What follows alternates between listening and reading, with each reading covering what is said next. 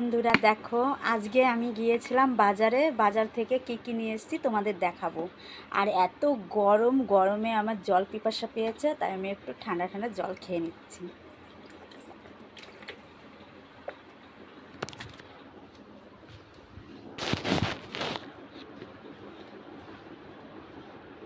খুব ঠান্ডা, খাওয়া যাচ্ছে না জলটা।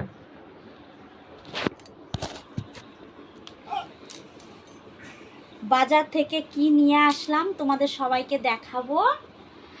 এইটা হচ্ছে নিমকি নিয়ে এসেছি।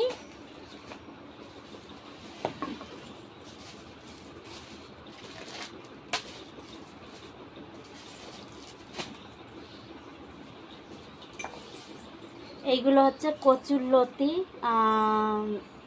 তোমরা জানি না খাও কি না, বা আমরা তো খাই।